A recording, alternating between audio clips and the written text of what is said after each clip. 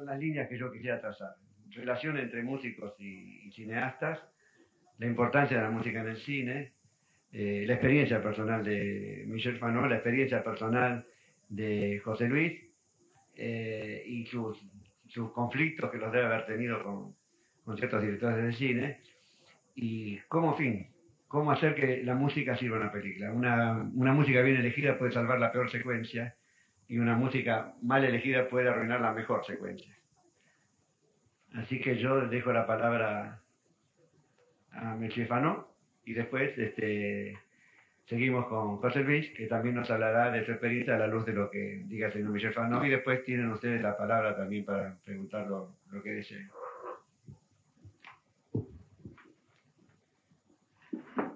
Bien, tout d'abord, je voudrais dire qu'il y a beaucoup de réponses à faire aux multiples questions que pose mon voisin de gauche.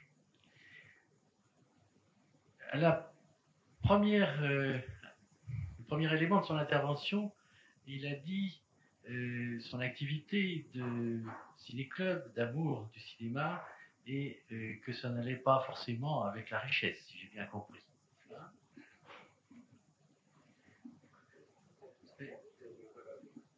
Bueno, hay muchas respuestas para las múltiples preguntas que ha hecho mi vecino de la izquierda. Una de las primeras cosas de las que habló es del cineclub y su amor por el cine, y que, si entendí bien, no van necesariamente la felicidad junto con la riqueza. Alors je dois dire que pour le moment, je ne peux parler bien sûr que pour le pays dans lequel je vis, qui est mon pays. Ça devient de plus en plus aigu ce problème, et en particulier pour ce que nous appelons en France les collaborateurs de création, c'est-à-dire ceux qui font la musique, le scénario, le récit, le réalisateur, à partir du moment où on ne s'insère pas dans un circuit, je dirais, socio-économique traditionnel. Bueno, el problema se vuelve cada vez más grande para todos, para mí y para la gente que vive en Francia, como yo, sobre todo para quienes, como el guionista,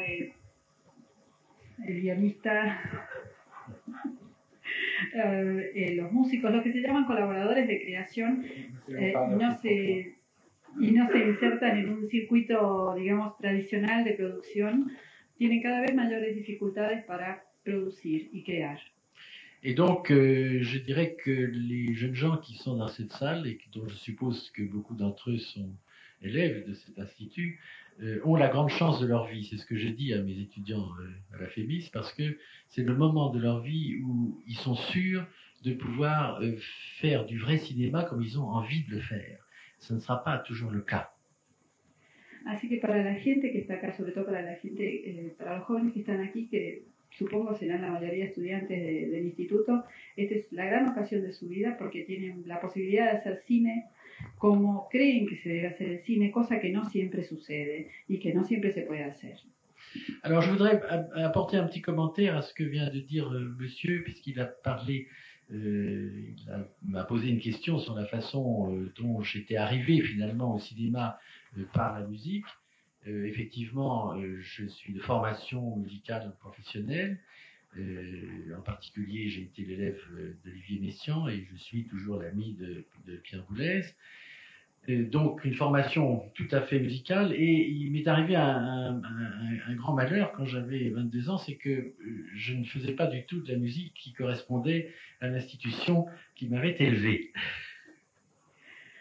Bueno, una de las preguntas del señor Samaritano era justamente cómo un músico había llegado al cine por medio de la música. Entonces tengo que decir que tengo una formación específicamente musical, no tengo formación en cine. Fui alumno de Olivier Messiaen y sigo siendo amigo de Pierre Boulez.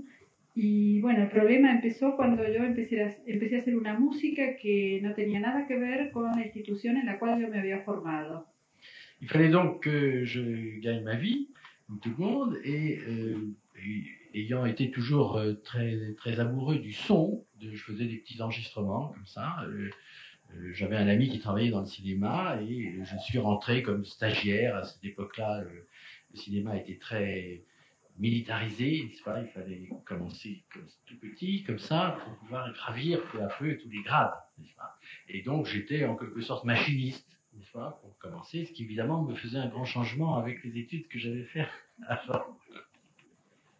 Bueno, entonces llegó el momento en que tuve que ganarme la vida y siempre me gustó mucho los sonidos y hacía grabaciones, pequeñas grabaciones. Y entonces, bueno, llegó un momento en que un amigo mío que hacía cine me llamó para trabajar con él, pero el cine tenía una estructura muy militar, si se quiere, porque había que empezar desde muy abajo.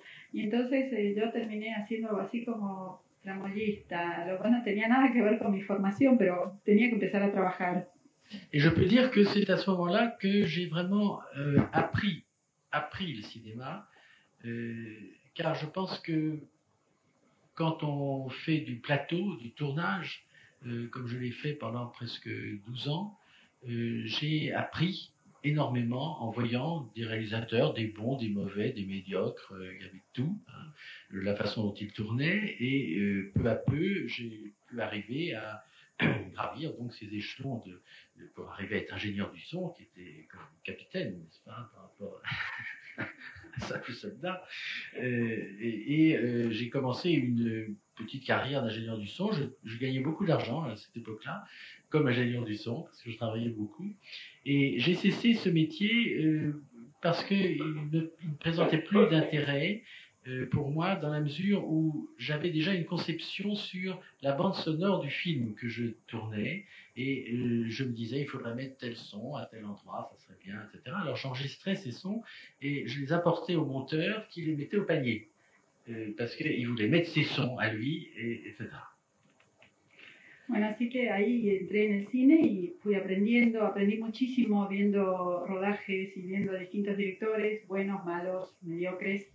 Y fui subiendo peldaños hasta que llegué a ser ingeniero de sonido, con lo cual gané mucho dinero, pero dejé de hacer ese trabajo en el momento en que empecé a notar que ya no podía hacer lo que a mí me interesaba. Me seguía gustando grabar y grabar sonidos, entonces me dedicaba a grabar y llevarle eso a la persona que hacía el montaje, y esa persona, bueno, incluía esos sonidos si le gustaban en las escenas en las que creía que podían ir.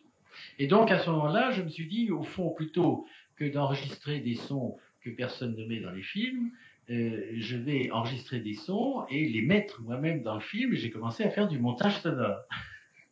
Y en un momento dado dije, bueno, más vale que estar grabando sonidos que nadie pone en ninguna película, voy a hacer yo mismo montaje, y bueno, me dediqué a hacer montaje sonoro. Et donc c'est à partir de ce moment-là que j'ai commencé à réfléchir avec mon expérience de musicien sur comment pourrait-on imaginer qu'une bande sonore, même je dirais presque sans musique, pourrait être en elle-même de la musique.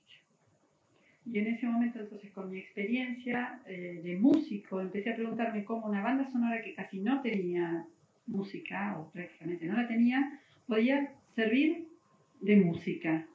Et c'est alors qu'on commençait à se poser les vrais problèmes. C'est-à-dire, quel est le rapport du discours musical avec le discours cinématographique? Je pense que, indépendamment de la musique dans le film, il y a un ordre musical du film. Ordre musical, d'ailleurs, que l'on voit déjà dans les films muets, en particulier dans le travail d'Eisenstein, où les films muets d'Eisenstein sont véritablement construits comme des formes musicales. En ese momento empecé a plantearme el problema que existe de la relación entre el discurso cinematográfico y la música. Y desde el momento en que, por ejemplo, con películas mudas como las de Eisenstein, hay toda una estructura que es musical. Et je m'excuse pour ceux qui ont entendu déjà ma conférence de lundi, parce que je vais répéter un peu la même chose. Je crois que ce qui est le gros problème du rapport, de la relation entre la musique et le film, est, je dirais, l'hétérogénéité des discours. C'est-à-dire, le discours musical est un discours beaucoup plus complexe, beaucoup plus riche en informations que le discours cinématographique. Et Stravinsky disait, de la musique de film, c'est du papier peint collé sur des murs nus. pas? Bon, il était peut-être un peu sévère, enfin c'était Stravinsky. L'image est intéressante dans la mesure où elle met en valeur le fait de deux choses appliquées l'une sur l'autre. El verdadero problema en realidad está en la heterogeneidad entre el discurso cinematográfico y el discurso musical. De hecho, en algún momento Stravinsky dijo que ponerle música a una película era como pegar papel sobre una pared desnuda, pegar papel pintado sobre una pared desnuda. Probablemente fue un poco severo para Stravinsky, pero lo cierto es que es pegar una cosa sobre otra. Y en ese sentido pido disculpas a la gente que haya estado el lunes en la conferencia porque, bueno, estoy repitiendo un poco. Je suis toujours très étonné de voir que depuis de longues années d'ailleurs, on vend chez les disquaires des musiques de films, naturellement sans images puisqu'il s'agit de disques. Et je me demande toujours alors quelle est la cohérence de cette musique par rapport au film puisqu'elle a une existence autonome en dehors du film. Lo que me ha sorprendido en los últimos años, y me ha sorprendido bastante, es el hecho de que veo en las disquerías que se vende la banda sonora de las películas, y por supuesto esa banda se vende sin la imagen, así que me pregunto cuál es la coherencia de esa música, que finalmente tiene una existencia propia. Vous avez dit, monsieur, tout à l'heure, que la musique pouvait, ou en tous les cas qu'on le disait, renforcer une séquence, disons, sauver une séquence ratée, n'est-ce pas, ou au contraire, abîmer une séquence. Moi, je ne crois pas tellement, car si la musique n'a que ce rôle, comment dirais-je, de médicament, n'est-ce pas, comme on prend la vitamine C pour être mieux, hein, ou au contraire une pilule pour dormir, ce n'est pas son rôle. Usted dijo hace un ratito que la música puede acompañar una secuencia, salvar una secuencia mal hecha o arruinar completamente una muy buena secuencia. No estoy de acuerdo porque si, digamos, la música funcionara así, funcionaría como la vitamina C, como un medicamento, un remedio. Entonces, y ese no es el papel que tiene que jugar la música en la película. Alors que si on considère, et j'insiste bien sur le fait que je continue à chercher, je n'estime pas du tout que j'ai trouvé. J'ai fait quelques réalisations qui sont des voies ouvertes, mais dont je ne suis pas pour autant entièrement satisfait. Mais je pense que c'est un travail qui va dans le sens de ce que je dis. Je pense que si on dit musique de film, entre guillemets, on est peut-être déjà dans l'erreur. Bueno. Quiero decirles que yo sigo investigando y sigo buscando, es decir, no creo haber llegado ni haber encontrado todo lo que estoy buscando. Pero de todas maneras, lo primero que quiero decir es que cuando se dice música de películas, entre comillas, está en un error. Ese es el primer error. Parce qu'on ne dit pas paroles de film, ou images de film, ou décors de film, ou vêtements de film. Pourquoi est-ce qu'on dit musique de film? Porque nadie dice diálogos de película, ni decorados de película, ni ropa de película. Entonces, ¿por qué habría que decir música de película? Que il faut considérer que tout le son du film fait un tout et constitue, lui, un discours. Mais aussi bien la parole que les sons d'ambiance, que les bruits, tout ça, ça fait partie. Et que tous ces éléments, qu'ils soient musicaux ou non, doivent être organisés comme une composition musicale. El asunto es que todos los sonidos de la película, sean musicales o no, ruidos, palabras, diálogos, música misma, todo eso debe ser un todo y debe estar organizado como una partitura musical, debe tener un cierto orden. Et que, à ce moment-là, je dirais que l'élément musical du film, ce qui est pour moi très différent de la musique du film, vient comme une sorte de relais à partir du moment où la manipulation des sons non musicaux s'épuise. Parce que le son a une possibilité de composition, et les compositeurs savent de quoi je parle, très limitée. alors que la musique a des possibilités de composition illimitées. Cuando hablo entonces de elemento musical no hablo necesariamente de música, y lo que quiero decir es que funciona como una especie de relevo cuando la capacidad de combinación del sonido se agota. Los que hacen música entienden lo que quiero decir, es decir, los sonidos llega un momento que se agotan, la música no, la música es ilimitada en su capacidad de combinación. Une autre voie me semble aussi peut-être intéressante à explorer. C'est ce que j'appellerais la passation de pouvoir entre l'œil, l'esprit et l'oreille. Hay otra vía que me parece interesante e importante, que es el pase de poderes entre el ojo, el oído y el pensamiento. J'ai été très intéressé, je crois que c'était il y a 2 ans, Luciano Berio a donné un opéra qui s'appelle Le Roi écoute, l'opéra Bastille, et c'est une très belle chose, une très belle œuvre, mais qui a cette particularité d'allier, de mettre ensemble un très beau travail d'image. Bon, il ne s'agit pas de cinéma là, mais de théâtre, mais l'image est tellement, l'image que l'on voit tellement mouvante, tellement variée, tellement excitante, que c'est presque comme si on voyait un film, non pas une pièce de théâtre.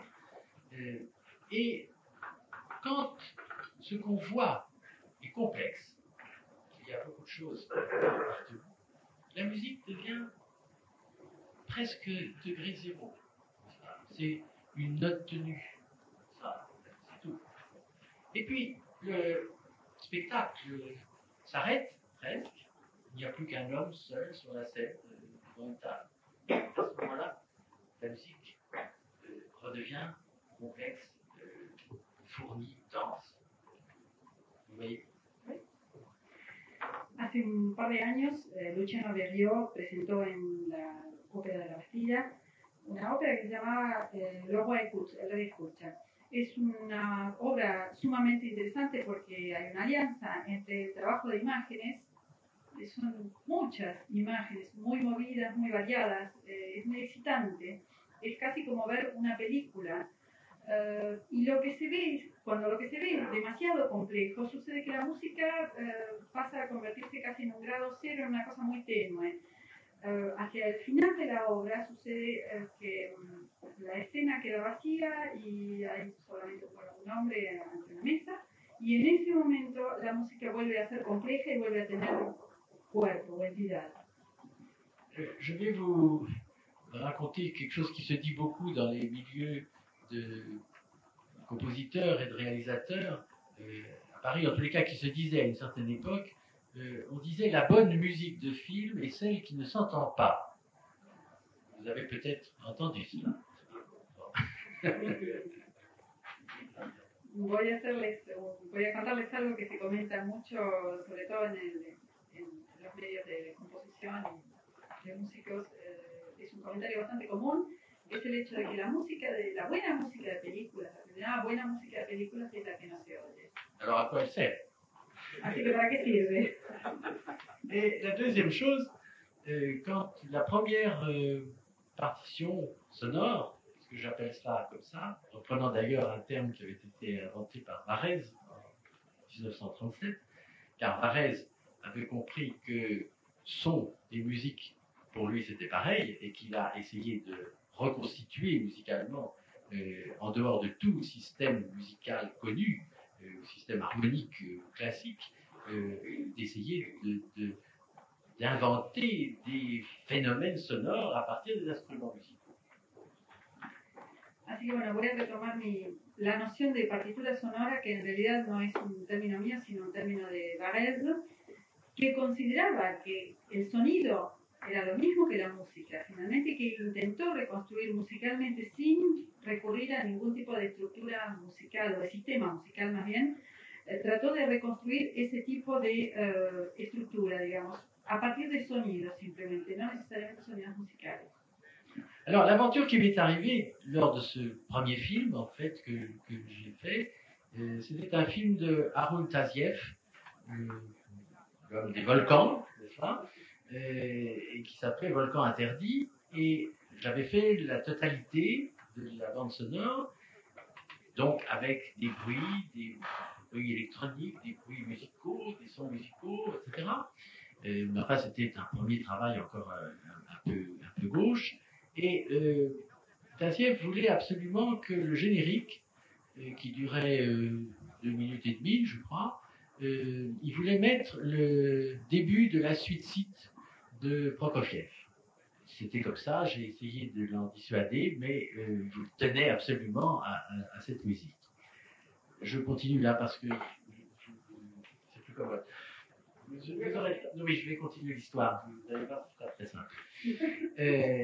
Et il y avait un problème très important, c'était celui des droits d'auteur. Puisque moi, mon salaire, c'était uniquement les droits d'auteur. Alors, je dis pour un film d'1h30 où j'avais fait toute la bande sonore, il y aura 2 minutes et demie pour l'héritier de Prokofiev, ça peut encore aller. Bon.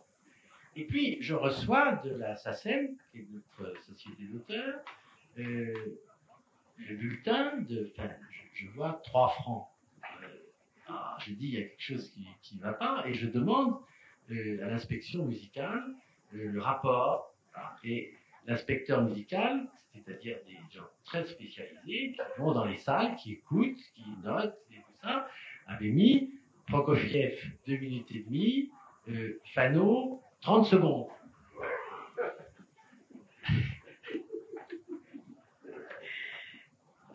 Bueno, una de las primeras experiencias que tuve fue la banda sonora de una película de Amon Tazieff, un vulcanólogo. La película se llama Volcan Interdit, Volcán Prohibido. Y entonces, bueno, en la banda sonora yo puse ruidos musicales, ruidos electrónicos, sonidos musicales. Y el problema era que Amon Tazieff insistía y no había manera de disuadirlo para que toda la presentación de la película, que duraba unos 2 minutos y medio, estuviera acompañada por el comienzo de la suite de Prokofiev. Ahora, el problema importante era que, estaba la cuestión de los derechos de autor. Y mi sueldo eran los derechos de autor. Entonces me dije, 2 minutos y medio para Prokofiev, mucho no me va a afectar en una película de 1 hora y pico. El problema vino cuando yo recibí mi recibo, mi boletín de la SACEM, que es lo que iba de aquí a Tadaik. Y entonces, ¿qué me pagaban? 3 francos. Entonces, desesperado, llamé y pedí inspección musical. Los inspectores musicales son gente muy especializada, que va a los cines, a la sala de cine, ve las películas. Y entonces, ¿qué había? Me muestra lo que le habían escrito. ¿Qué había escrito? Prokofiev, 2 minutos y medio. Fano, 30 segundos. Et il se trouvait que le président de la SACEM à l'époque était Georges Auric, vous connaissez peut-être de nom, qui était un homme charmant et qui me connaissait bien parce qu'il avait présidé le jury de mon concours de composition au conservatoire. J'avais eu un premier prix de composition, il me connaissait très bien. Alors je lui demande un rendez-vous et je vais le voir, je lui dis écoutez, je suis tout nouveau à la SACEM, peut-être ça se passe toujours comme ça, mais alors c'est pas rigolo. Qu'est-ce qui se passe? Et il a vu le film, il a écouté, je lui ai expliqué ce que j'avais fait, et il m'a dit, mais oui, effectivement, vous avez tout à fait raison, il y a œuvre de compositeur, simplement nos inspecteurs, eux, dès qu'ils n'entendent pas une note de musique, alors ils pensent que c'est du bruitage. Bon, nous allons mettre tout ça en ordre. Et j'ai été crédité de 50 minutes sur 2 minutes et demie, alors ça allait. Bueno, así que en ese momento yo lo que hice fue ir a reclamar a la SACEM y pedirle a Georges Auric, que era el presidente de ese momento, de pedir una cita para ver si podía resolver el problema. Entonces Georges Auric viene de la película, le explico lo que pasó y entonces me dice, bueno, es cierto, lo que pasa es que nuestros inspectores musicales cuando no oyen música, lo que piensan es que eso es un fondo sonoro. Así que por eso no lo consideraron. Bueno, pero de todas maneras me acreditaron, finalmente resolvieron el problema, me acreditaron 50 minutos de música, así que cobré mis derechos de autor. Alors, c'est pour vous dire que, cette anecdote, elle est rigolote comme ça, mais elle est importante parce que c'est une tradition finalement, aussi bien dans les institutions que chez le public, de considérer que tant qu'on n'entend pas un sol, un do ou un ré, il n'y a pas de musique. Et c'est ce qui fait d'ailleurs que, par rapport à l'âge que j'ai, je n'ai pas fait du tout un nombre de films correspondant à ceux de mes brillants confrères, tels que Richard ou des musiciens qui font de la musique traditionnelle. Et c'est encore une notion qui est très difficile à faire accepter aujourd'hui. Et je trouve que c'est très dommage, et particulièrement par la conception que j'ai des choses, parce que il y a dysfonctionnement dans la perception d'un film. Naturellement, il y a des musiques très intéressantes, mais moi, si j'entends une musique très intéressante dans un film, je ne regarde plus le film. Bueno, la conté pues una anécdota divertida, pero en realidad también es muy importante, sobre todo porque el público piensa que si no oye do, re, mi o cosas por el estilo, no oye música. Y tengo que decirlo sobre todo porque a la edad que tengo no he hecho tantas películas como otros colegas míos, como Maurice Jarre, por ejemplo. Pero reconozco que es una noción muy difícil de aceptar y realmente lo lamento profundamente, sobre todo por lo que es mi concepción del cine y de la música, porque pienso que hay una disfunción en el funcionamiento de una película. En el momento en que la música interesa demasiado, yo dejo de ver la película, me ocupo de la música, ya no me ocupo más de la película. Je voudrais, et puis je vais cesser parce que c'est moi qui parle tout le temps, mais je voudrais répondre à une question très importante que vous avez posée tout à l'heure concernant le rapport du réalisateur avec le musicien ou le concepteur de la bande sonore, appelez-le comme vous voudrez, mais disons entre le réalisateur et le son du film d'une manière générale. Bueno, voy a hablar un poquito más y después lo voy a dejar porque si no estoy hablando yo todo el tiempo, pero quiero contestar una pregunta sumamente importante que es la que se refiere a la relación entre el director de la película y el compositor de la música, o más bien entre el realizador, el director y el sonido de la película. Ce rapport est très mauvais, d'une manière générale. Il est exécrable, je dirais.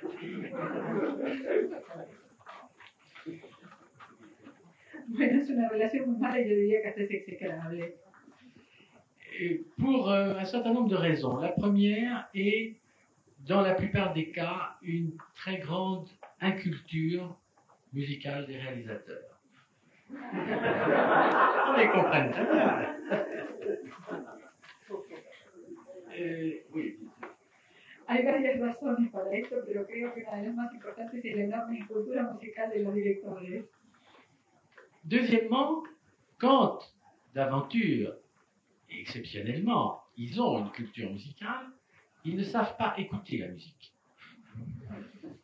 Segunda razón, cuando sucede, digamos, a veces, que tengan una gran cultura musical, pero es que no saben escuchar música. Et leur rapport, comment dirais-je, leurs choix musicaux, utilitaires, est dicté par, la plupart du temps, des rapports affectifs, sentimentaux ou, je dirais, historiques. C'est-à-dire, ils souhaitent soit mettre une musique existante à tel endroit de leur film, parce que cette musique leur rappelle des circonstances qui sont celles de la scène en question, par exemple. C'est un exemple. Y bueno, otro problema es que cuando eligen música lo hacen de una manera absolutamente utilitaria y generalmente esta elección está, digamos, guiada por motivos históricos o sentimentales, por ejemplo, y sucede que quieren ponerle una escena determinada, una música determinada que ya está hecha porque esa música les recuerda a algo que tiene que ver con esa escena. Et ils n'ont retenu de leurs goûts musicaux, je dirais que le côté décoratif. Ce qui fait que, par exemple, depuis longtemps, Jean-Luc Godard, que je tiens personnellement pour des cinéastes, je vais dire des musiciens, et oui, parce qu'il fait du cinéma musical, justement, un des cinéastes les plus importants de l'époque, Godard maintenant, et depuis déjà un certain nombre d'années, ne prend que des musiques existantes. Et pourquoi? Parce qu'après avoir travaillé avec des musiciens tout à fait intéressants, je citerai au hasard par exemple Antoine Duhamel, qui est un très bon compositeur, et c'est Antoine Duhamel qui me l'a raconté. Godard demandait à Duhamel, tu vas me faire quelque chose qui soit entre Mozart et Schubert, avec une petite pincée de Ravel, etc. Bueno, ¿y qué sucede? Por ejemplo, cineastas como Jean-Luc Godard, y estuve por decir músicos como Godard, justamente porque hace películas muy musicales, terminaron por ponerle a sus películas músicas que ya estaban hechas, incluso habiendo trabajado con excelentes músicos como Antoine Duhamel. ¿Pero por qué? Porque sucede que llegó un momento que empezó a pedirle a Duhamel, por ejemplo, me vas a hacer para esta escena y para este lugar algo que se parezca a Mozart y tenga algo de Schubert, pero que además tenga un poquito de Ravel. Alors évidemment, ça restreint beaucoup d'abord la liberté du musicien qui finit. Le musicien ne peut plus inventer de nouveaux plats cuisinés puisqu'on lui dit vous mettez 2 œufs, un peu de sel, 3 gouttes de lait et vous faites cuire à feu doux pendant un quart d'heure. Hein? Así que bueno, lo que pasa es que se restringe enormemente la libertad musical del compositor porque es como estar diciéndole, bueno, ponga los huevos, un cuarto de litro de leche, un poco de azúcar y revuélvalo durante media hora con fuego lento. No puede preparar más ningún plato musical, digamos, lo obligan a seguir una receta. Par ailleurs, les conditions, c'est un autre aspect, là, je dirais socio-économique du travail et du cinéma professionnel, font que le musicien travaille rarement sur le projet lui-même. Le plus souvent, je crois que vous l'avez évoqué tout à l'heure, il est prévenu, sinon au dernier moment, 15 jours ou 3 semaines avant. On lui envoie une bande vidéo du film, et puis il regarde ça, il se met à son piano, ou s'il écrit à la table, il écrit à la table, et il va faire en 3 semaines 40 minutes de musique orchestrée. Vous vous rendez compte de ce que ça représente? Alors, c'est pas sérieux.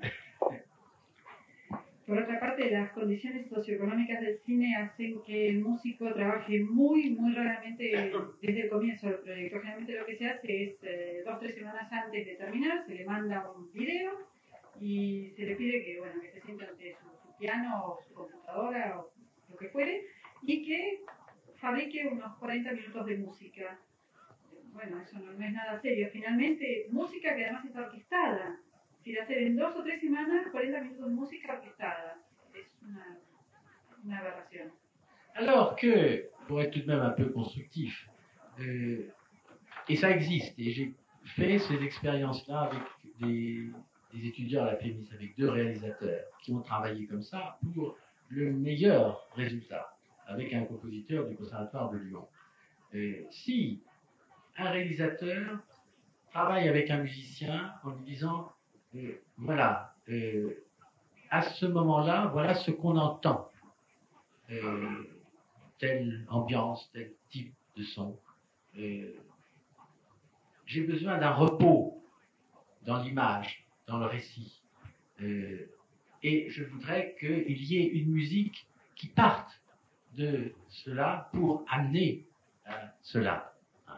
Sans lui dire que ce soit du Ravel, du Debussy ou autre chose, bon, mais de s'appuyer sur le contexte sonore du film et non pas sur une vague culture qui est comme ça jetée en pâture aux musiciens.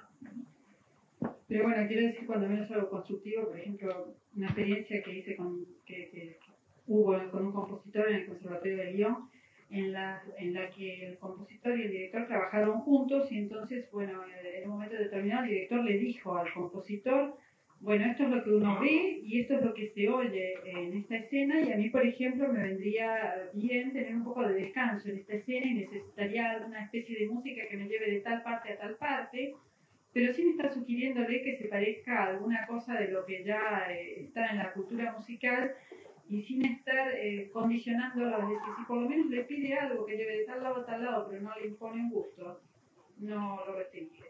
Et à ce moment-là, on partira d'un corps physique du film, qui est le son, n'est-ce pas, pour travailler sur un corps physique musical qui est la musique que va écrire le compositeur, mais sans aucune astreinte, je dirais, d'ordre littéraire, enfin d'ordre culturel. Et ça, je crois que c'est absolument important. Un réalisateur pourrait très bien parler en termes non professionnels. C'est pas son métier, c'est normal qu'il ne parle pas ni d'harmonie, ni d'accord, ni quoi que ce soit, mais parler par exemple en termes de distribution d'énergie, c'est-à-dire je voudrais quelque chose qui soit grave au début, aigu à la fin, qui s'accélère ou qui se ralentit, c'est-à-dire toujours se rapporter à des termes physiques et non plus des termes culturels. Je crois que c'est ça qui est la voie.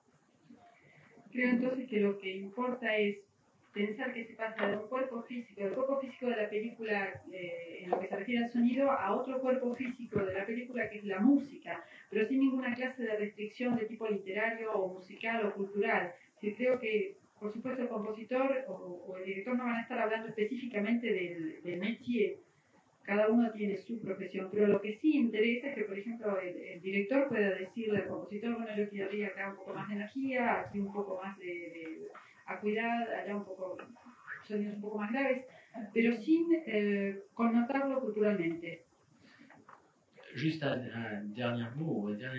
Je dis toujours à mes étudiants, le cinéma, quand vous faites un film, c'est d'abord votre corps qui parle.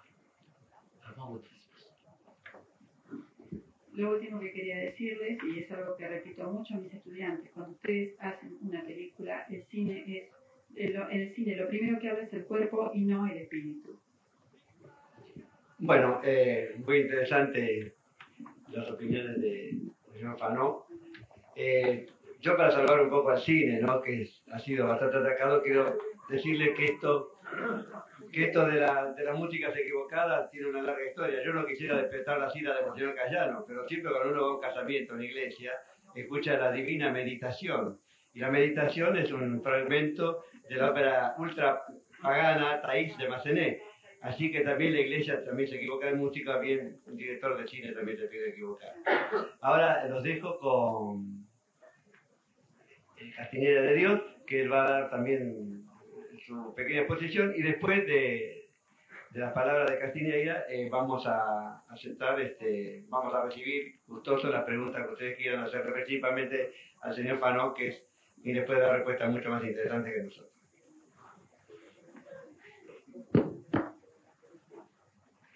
Bueno,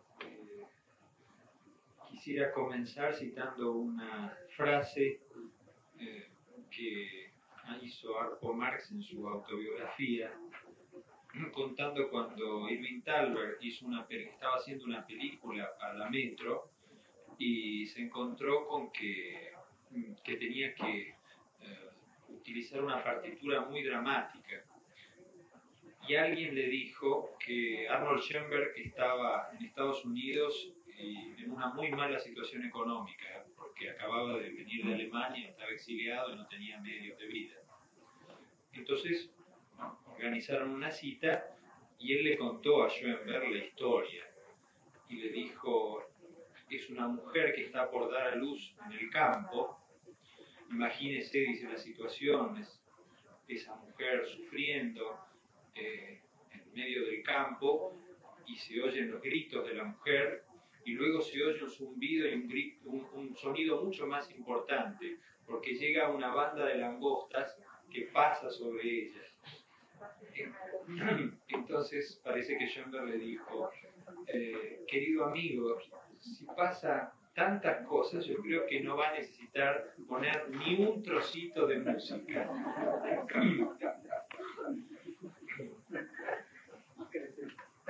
Lo cierto es que muchas veces, como dice el profesor Fanó, los músicos son convocados para salvar situaciones dramáticas, para agregar cosas que no están en la imagen. Y esa es la auténtica misión imposible que alguna vez nuestro amigo Lalo Schifrin hizo en Estados Unidos.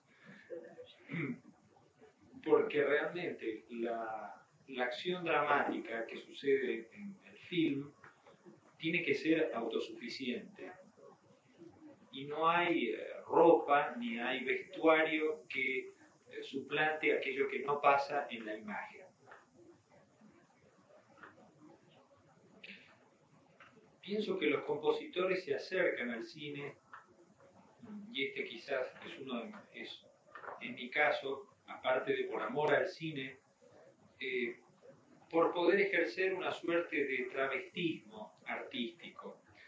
Es divertido hacer diferentes estilos, es divertido jugar con distintas épocas o con situaciones muy diferentes de las que el propio lenguaje de uno podría generar. ¿Por qué sucede esto? Porque como dijo el profesor Fanon, esta articulación entre dos lenguajes, el de la música y el de la imagen, no es muy evidente. Bastaría ver cuál es la génesis histórica de la unión de estos dos lenguajes para darse cuenta cómo fueron caminos diferentes. El cine comienza como imagen exclusivamente. Luego se le incorpora la ilustración musical a través de músicos que tocan acompañando la escena e improvisando sobre esa escena. Poco después, cuando aparece el primer cine sonoro, uno encuentra ya los primeros intentos de encontrar equivalencias.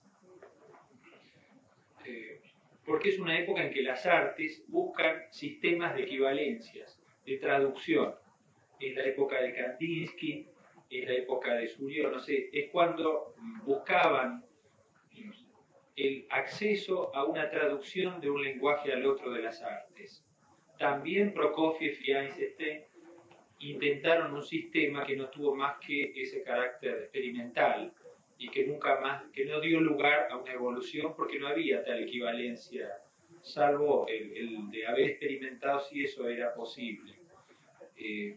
Porque hay toda una concepción literaria que acompaña a la interpretación de la música, pero que en realidad la música no quiere decir nada, tal como nosotros decimos. Quiere decir simplemente lo que dice. Hay un tratado de instrumentación que nosotros hemos utilizado para nuestra formación, que era de Casella, un músico italiano, que yo recuerdo siempre tenía un párrafo extraordinario dedicado a la descripción del fagot, del basson. Decía, el fagot, el sonido del fagot es como un viejo que está enamorado de una mujer joven. Bueno, en realidad, no sé a quien no escucha el fagot qué podría llegar a decirle eso. En realidad no demostraba más que la incapacidad de traducir a lo literario algo que tenía una entidad de lenguaje propia.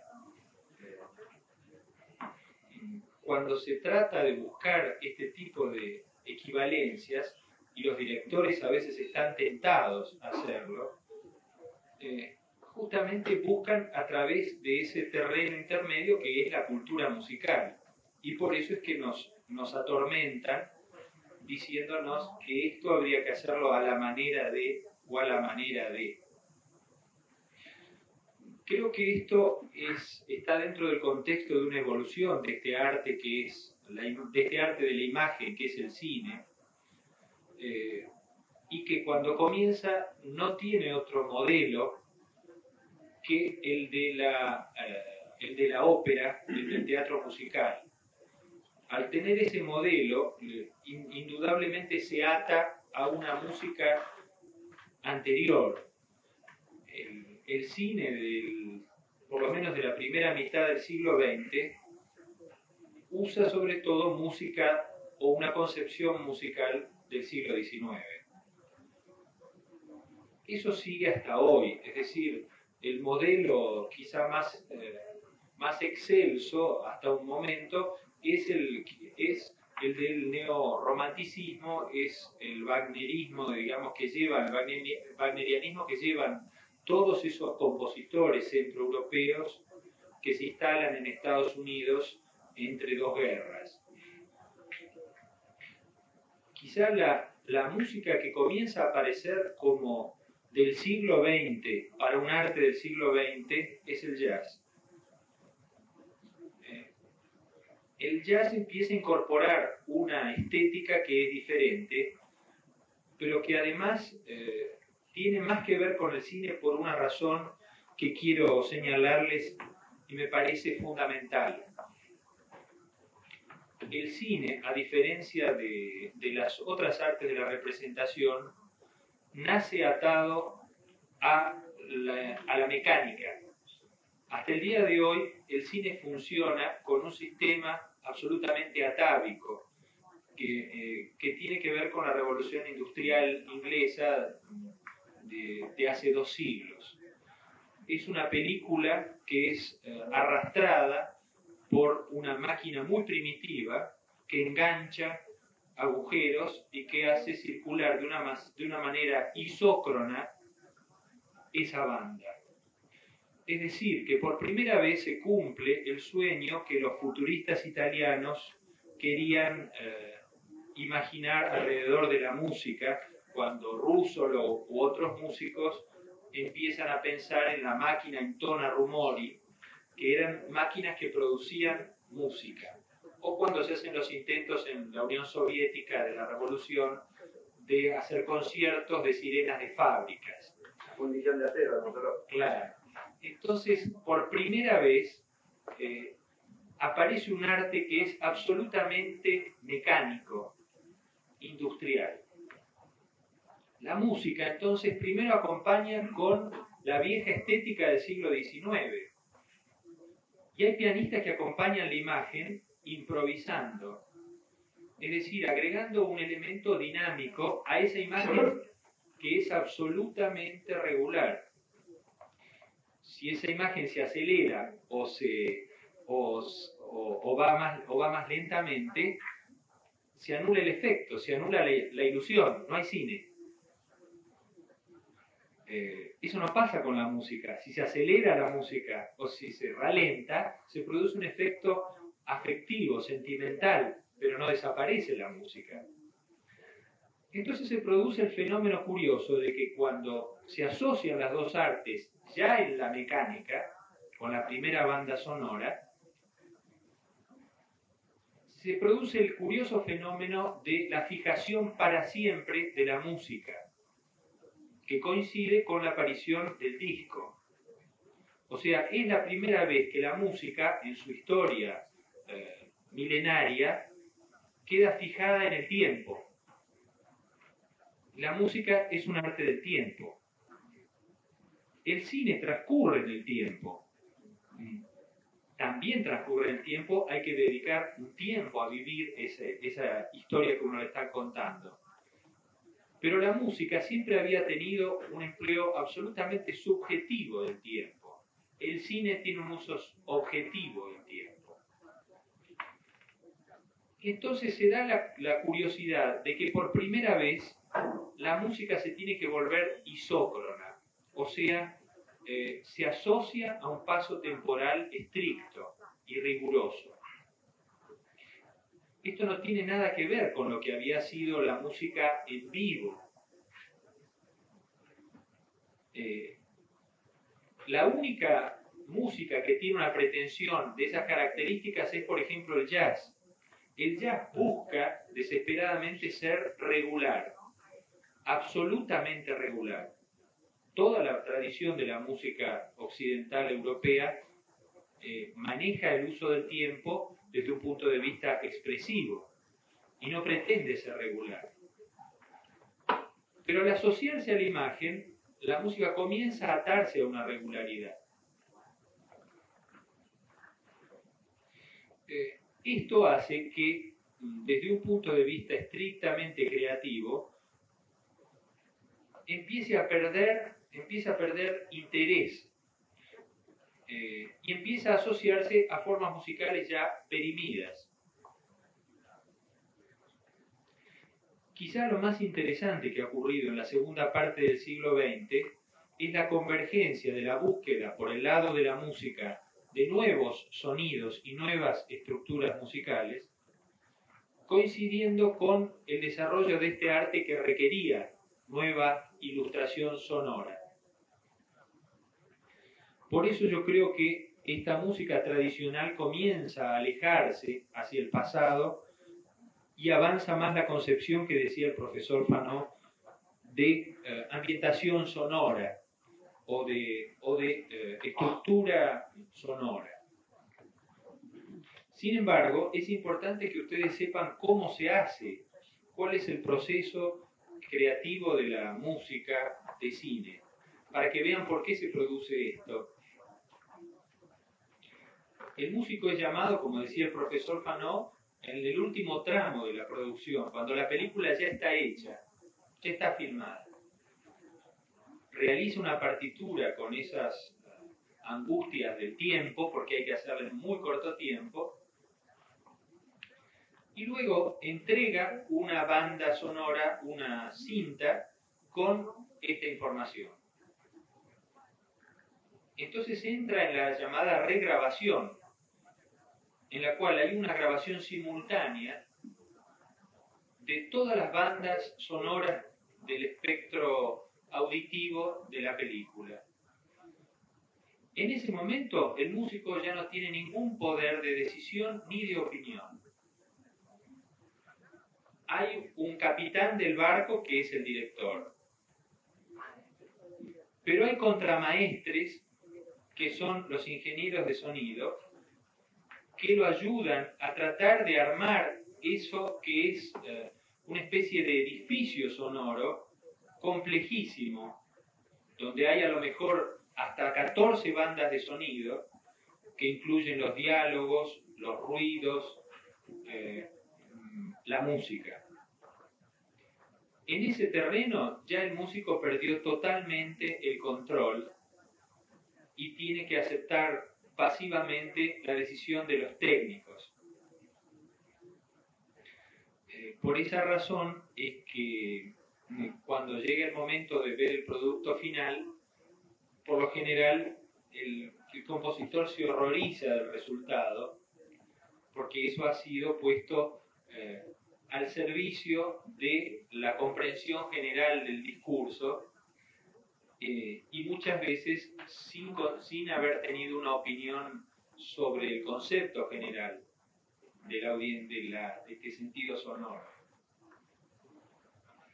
De todos modos, yo creo que el trabajo que está haciéndose ahora, en este último tiempo, a partir de los sintetizadores, tiene mucho más que ver con la esencia del cine como medio de expresión y está mucho menos atado a las asociaciones culturales que la música instrumental posee. La convención ya llegó a límites tan imposibles, tan insostenibles, que si aparece un pájaro en escena y hay una flauta que lo acompaña, ya la gente se ríe en la sala. En cambio, los sintetizadores o la música concreta empieza a introducir un mundo que efectivamente no tiene connotaciones culturales previas. Por eso es que pienso que hay una evolución del cine y su ambiente sonoro hacia un lenguaje nuevo que probablemente vaya evolucionando en la medida en que esto avance. Yo quiero decir por último que mi proximidad con el cine a través de la música tuvo que ver también mucho por el deseo de estar asociado a un arte colectivo. El último arte colectivo multidisciplinario fue la ópera, donde trabajaban pintores, bailarines, coreógrafos, escritores, autores teatrales, músicos. el cine toma un poco este espíritu y plantea la posibilidad de un trabajo interdisciplinario que ya prácticamente no existe en otras áreas.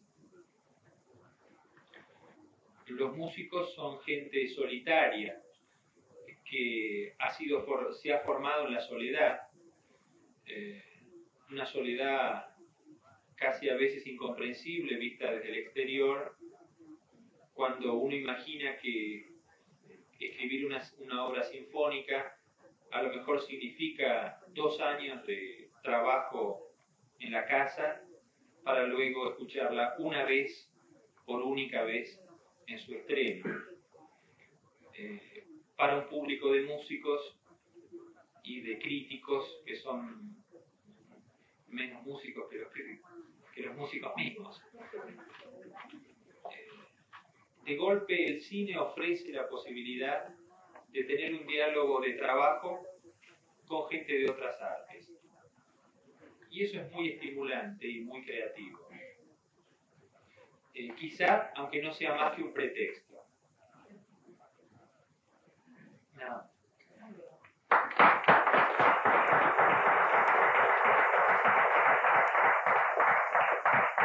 Bueno, yo había...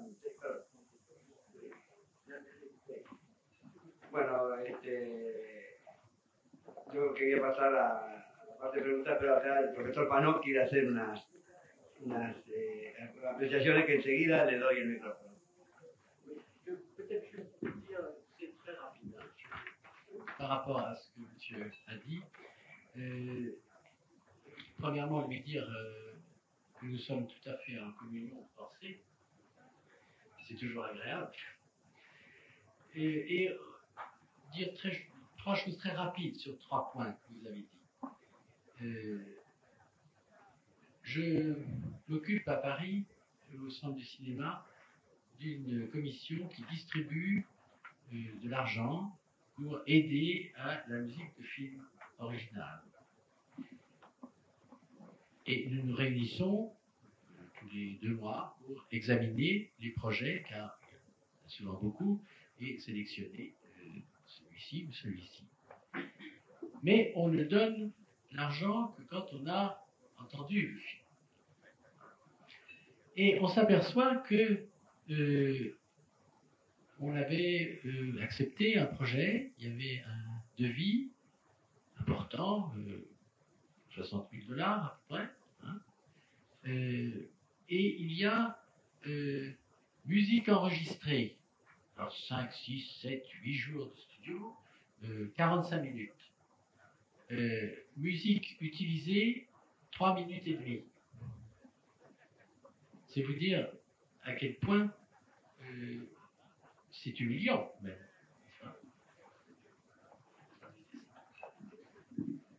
Bueno, quiero decirles, en primer lugar, quiero decirle al señor Castiñeda de Dios que tengo exactamente la misma concepción, lo cual me resulta muy agradable, y quiero comentarles 2 o 3 cosas. La primera es que en París yo formo parte de una comisión que se ocupa de distribuir dinero para música original de películas. Entonces nos reunimos más o menos una vez por mes para examinar los proyectos y solamente entregamos el dinero una vez que hemos oído la película.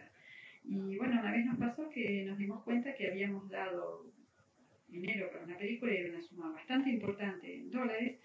Y bueno, había música grabada, ¿no es cierto? Había entre 5 y 7 días de estudio, de grabación. Y nos dimos cuenta en un momento dado de que de esos 5 a 7 días de grabación no se habían usado más que 3 minutos, lo cual realmente termina por ser humillante para el compositor.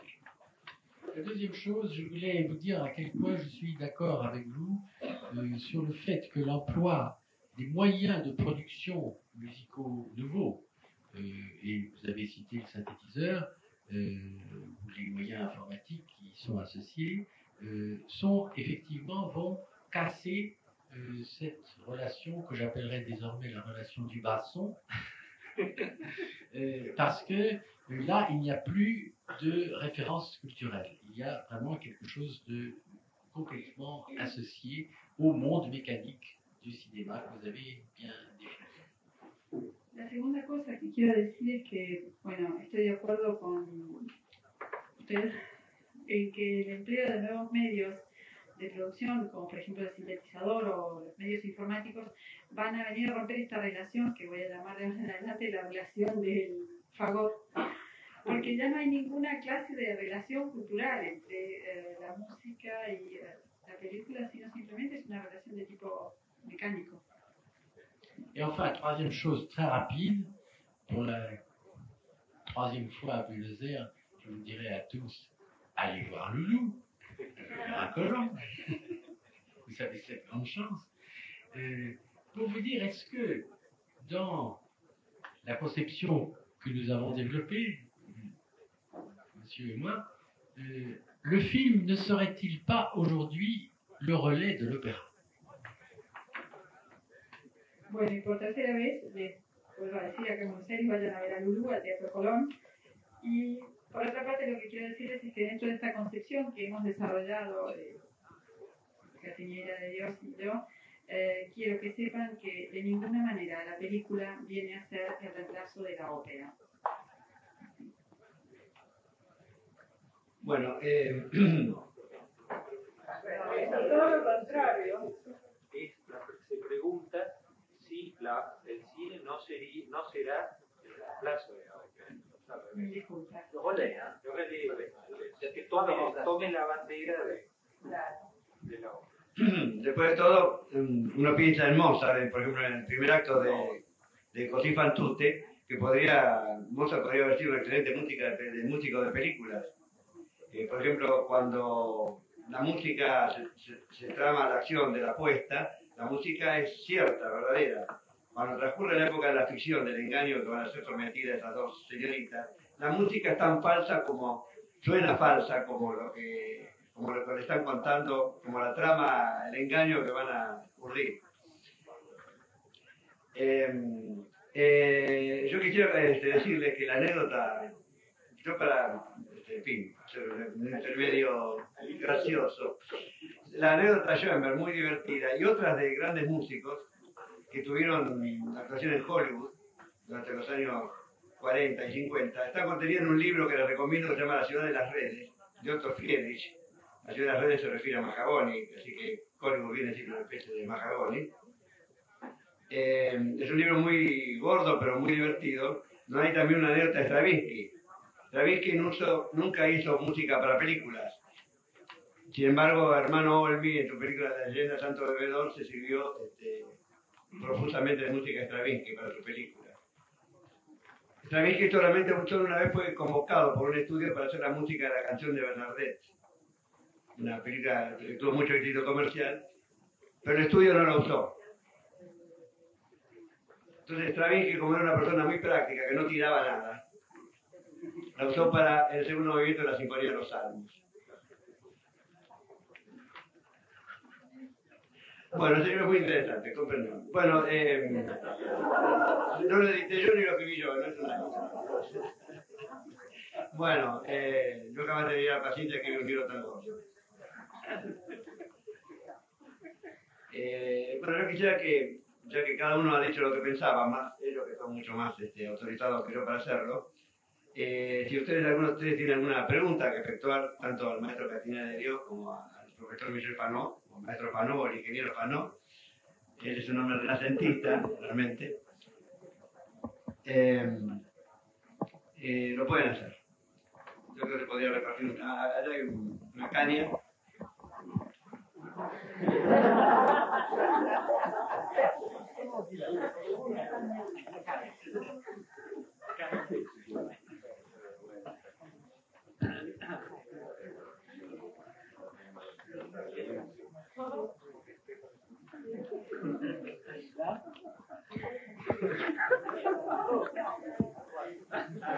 De la derecha, más a la derecha.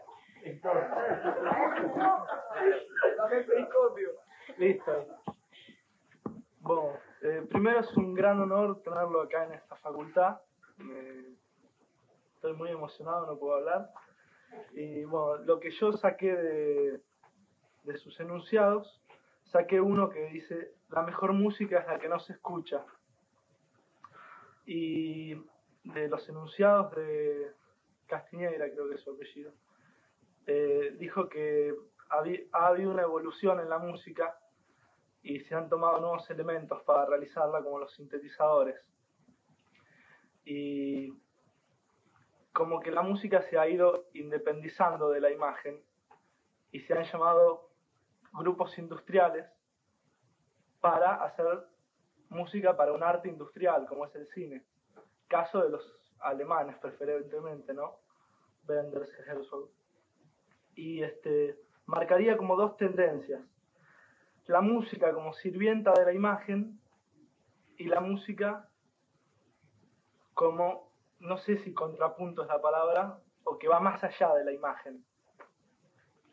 ¿Cuál es la preferentemente correcta, la correcta dentro de esta época? ¿Y cuál va a evolucionar y va a quedar?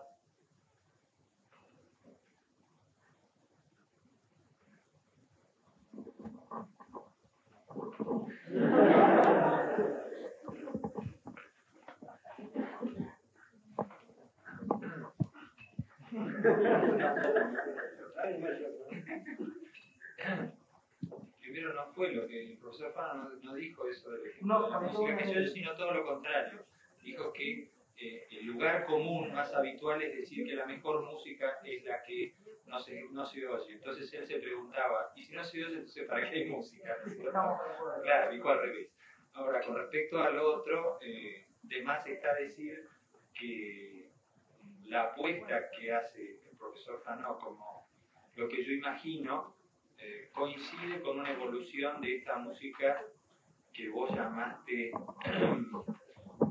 que va más allá de la imagen, es decir, una música que está íntimamente ligada a este nuevo arte del siglo XX que es el cine.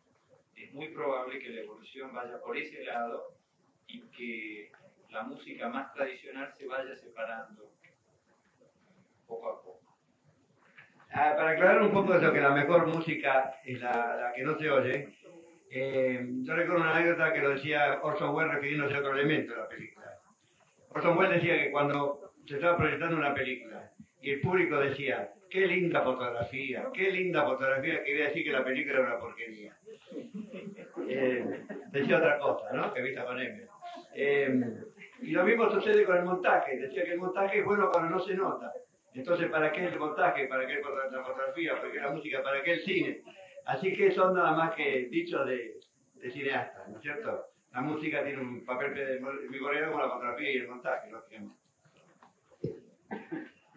Avant de vous répondre, monsieur, sur le fond, une autre petite anecdote.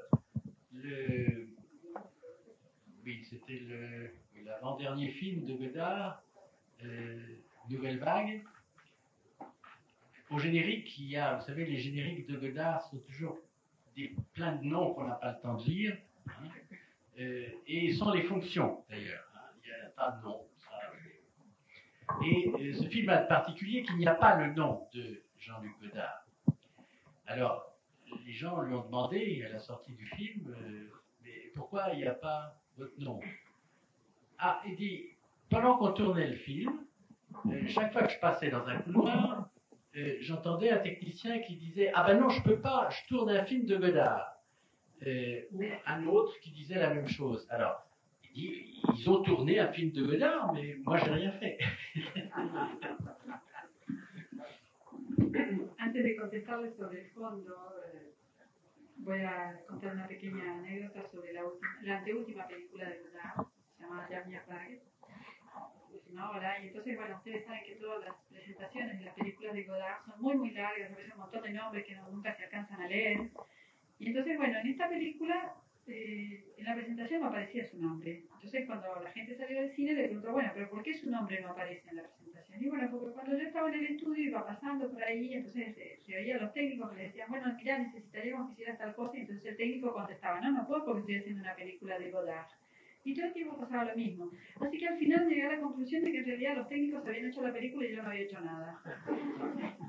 Alors, je vais maintenant juste répondre rapidement sur le fond de la question que vous avez posée. Vous avez employé un mot très bon, qui est celui de contrepoint. Ça, c'est très bon. Si vous imaginez un contrepoint, justement, à 3 voix, par exemple, on l'a fait beaucoup à une époque, vous avez 3 lignes qui ont leur autonomie, mais qui sont en même temps, qui ont un résultat vertical, n'est-ce pas, puisqu'elles chantent ou jouent ensemble. Et donc, il y a à la fois une autonomie, je dirais, horizontale, le discours de chaque voix, mais également un contrôle de l'ensemble que donne à chaque temps le résultat de ces 3 voix. Alors, je dirais que l'élément musical du film, c'est un peu la même chose. L'élément musical du film va s'intégrer au continuum sonore du film et le discours sonore du film va être en contrepoint avec le discours de l'image et le discours du récit. À ce moment-là, on est, je crois, sur la bonne voie. Mais si c'est une musique séparée de son contexte sonore, ce qui est malheureusement le cas le plus fréquent, on va avoir l'impression d'un contrepoint où tout d'un coup il y a un élément étranger qui dialogue avec le reste.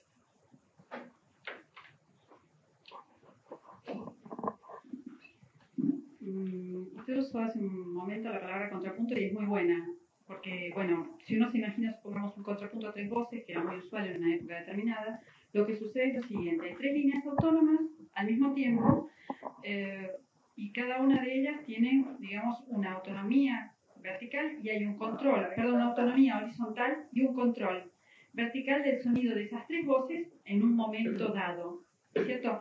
Con el elemento musical de una película pasa exactamente lo mismo. Ese elemento musical tiene que integrarse en el continuo de la película y tiene que hacer un contrapunto con la historia y con el diálogo. Si no, digamos, si ese elemento musical no se integra, uno tiene la sensación de que hay un contrapunto, pero que hay un elemento extraño o ajeno a la película dentro de ese contrapunto del que usted hablaba. Bueno, acá hay otra pregunta.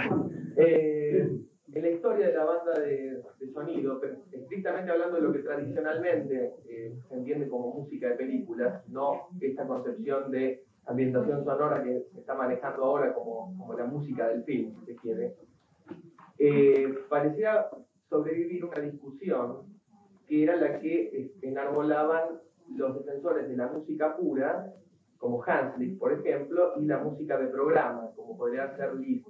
Esa idea de que existiría en la música pura simplemente lo que serían formas sonoras en movimiento, que no tienen posibilidad de significar, esto también entre comillas, que no tener una correspondencia estricta entre lo que sucede a nivel dramático y lo que se escucha.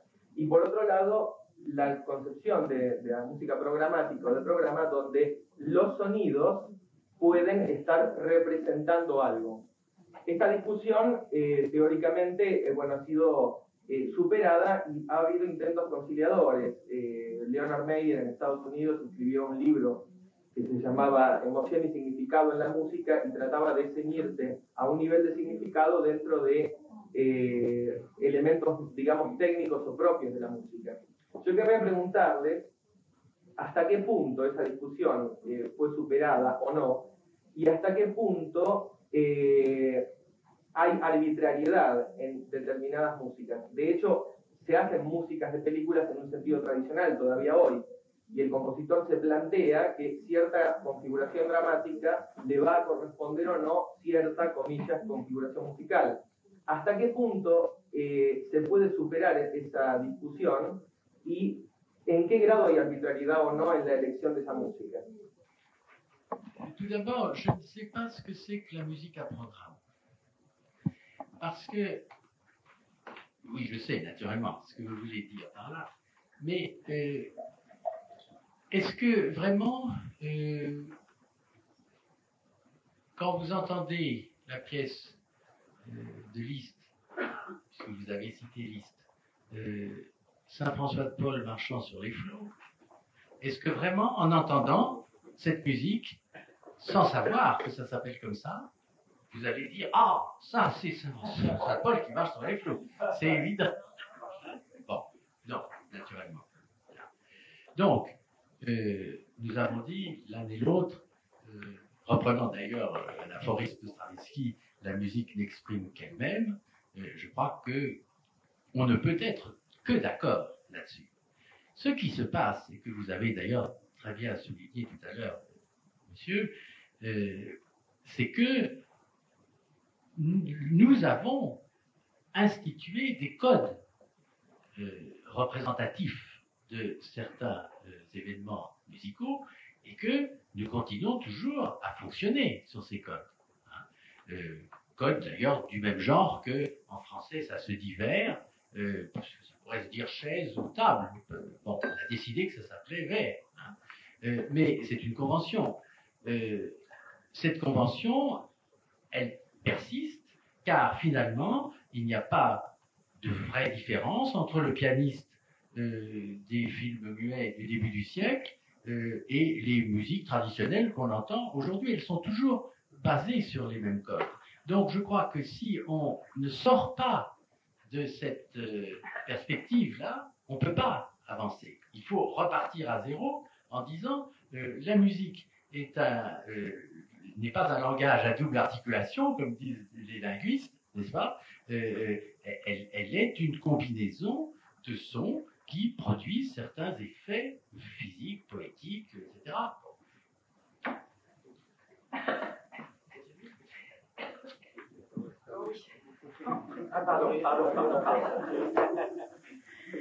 Bueno, no sé lo que quiere decir cuando me habla de música de programa, música programática. De hecho, quiero decir que lo sé, pero cuando usted oye a Liszt, por ejemplo, y oye a San Francisco que camina sobre las olas, realmente al oírlo usted dice, lo oye y no sabe lo que es. Lo oye y entonces dice, ah, esto es San Francisco que camina sobre las olas. No. Entonces, lo que sucede, para retomar el concepto de Stravinsky, la música lo único que hace es expresarse a sí misma. Y lo que sucede es que hemos instituido códigos de representación. Pero eso son sobre el valor de los sonidos o determinadas cosas, pero son convenciones, son simplemente convenciones.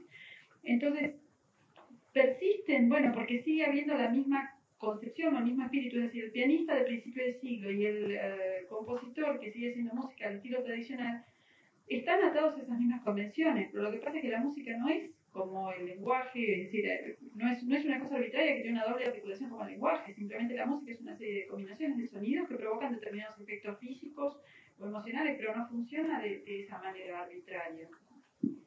Una palabra solamente.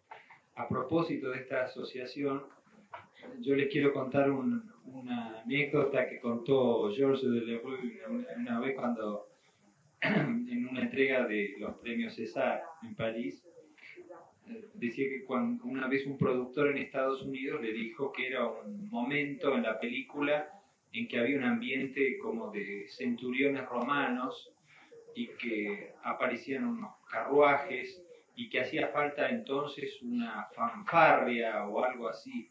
Entonces le dijo, ¿con cuántos músicos puede hacer una fanfarria? Entonces, ¿cuántos instrumentos de metal? Y bueno, le dijo, más o menos, no sé, hará falta unos 8, 9, 10.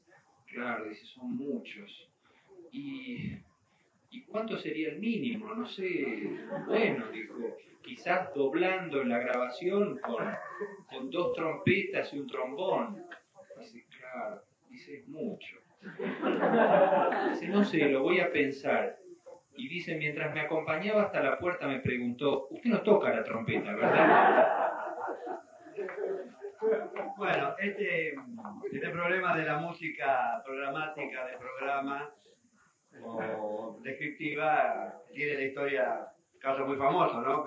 Rossini echaba mano de cualquier obertura cuando estaba por estrenar y no tenía una obertura a mano, la obertura de Rossini lo usó 3 veces. Una, no me acuerdo para qué ópera era, la otra para el Bolero Sevilla, que era una ópera bufa, y después para un drama histórico que era Elisabetta, reina de Inglaterra. Lo mismo sucede con Mozart, que usó la música de la misa en do menor para hacer una cantata, Davide Penitente, que no tenía nada que ver una cosa con la otra. Así que comparto la opinión de los especialistas que la música no significa nada más que música. Bueno, sí, cómo no, le cedo la palabra y después de esto vamos a dar, dada la hora, vamos a dar por terminada con la intervención del profesor Panot esta reunión. Oui, il me vient à l'esprit un exemple, parce que il faut tout de même donner aussi des exemples un peu classiques. C'est au sujet de l'utilisation par Visconti de la 5e symphonie de Mahler dans Mort à Venise. Utilisation d'ailleurs extraordinairement remarquable, qui dénote chez le réalisateur une très grande présence à la musique. Je pense que tout le monde connaît ce film. Lorsque le héros a décidé de quitter l'hôtel et donc de s'arracher à son amour pour le jeune adolescent, il s'embarque sur un vaporetto et il va vers la gare centrale. Et on entend un fragment de l'Adagietto. C'est une scène tout à fait poignante, n'est-ce pas, et très triste, évidemment. Puis il arrive à la gare et comme vous savez, il change d'avis et il décide de rester à Venise et il reprend le chemin exactement sur le Grand Canal, n'est-ce pas, qu'il a fait dans un sens pour aller à la gare et il reprend le chemin inverse, mais dans un état de joie, d'exaltation. Il va rester avec cet amour et c'est exactement la même musique qui a été pour les deux circonstances. Quiero darles un ejemplo, de todas maneras voy a volver a un ejemplo clásico, pero se refiere al uso por parte de Visconti de la Quinta Sinfonía de Mahler para Muerte en Venecia. Por otro lado, es un uso absolutamente notable, extraordinario, porque habla de la capacidad de Visconti para entender a la música. Les voy a hablar de la escena en que el héroe decide dejar el hotel y de esa manera, digamos, abandonar también su amor por el adolescente, y entonces, bueno, para el trayecto desde el hotel a la estación, lo que se oye es el larghetto, y es una escena muy triste, ¿no es cierto?, punzante, y bueno, cuando el protagonista llega a la estación cambia de idea y vuelve y se lo ve radiante, felicísimo. ¿Y cuál es la música que se oye? Vuelve a ser el larghetto, que había sido utilizado exactamente para una situación totalmente opuesta. Sin comentarios.